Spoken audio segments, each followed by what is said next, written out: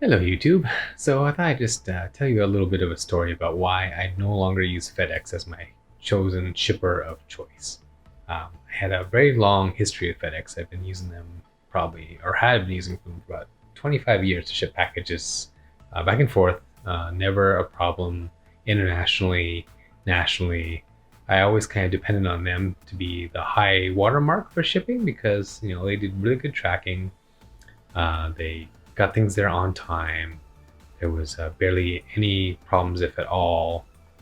Sometimes some problems, but usually going to like Canada, for instance, there would be some times where the shipping might take a while, but it would get held up in customs, which always happens, which is not their fault usually.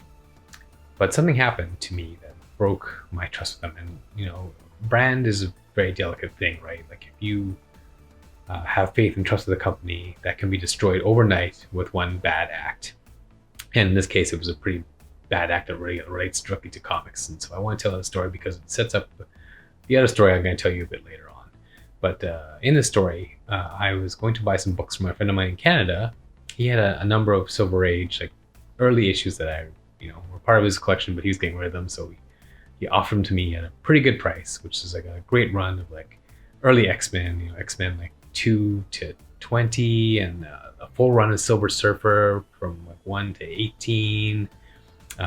Not perfect copies by any means, but like some very, solid mid-grade copies that were his since he picked them up ages ago because he's worked for a comic store as well.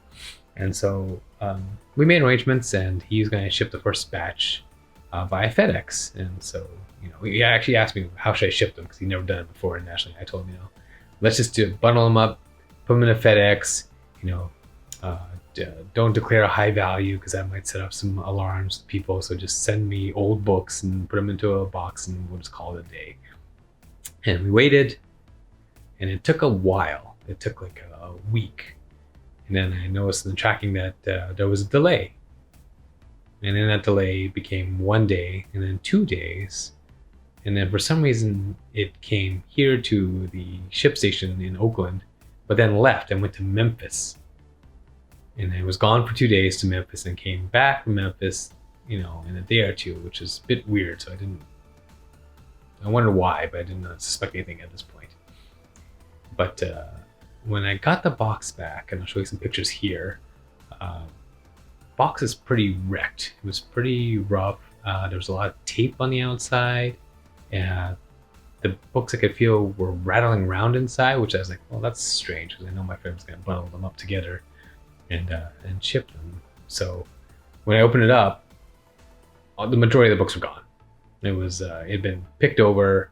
There was only like a couple of Silver Surfers left, most of the later run, one X-Men book, and then some miscellaneous Avengers books were in there. But the majority of the key books were gone. And so my friend couldn't believe it. We were on the phone talking about it, and he couldn't believe that they were gone. They even took the card that he wrote specially for me to hand off these books to me as a parting gift from his collection to my collection. It was a really personal, sentimental note and a gift.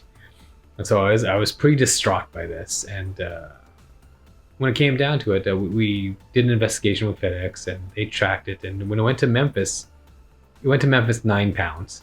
And when it came back, it was £6 or something like that. It was maybe actually, no, I think it was like £6 going out and then £3 coming back. So like it was like £3 later by the time it came back. So obviously it went to Memphis, and someone there cracked it open and stole all my books and put it back in and shipped it again to me. So they know exactly where it went and who was responsible.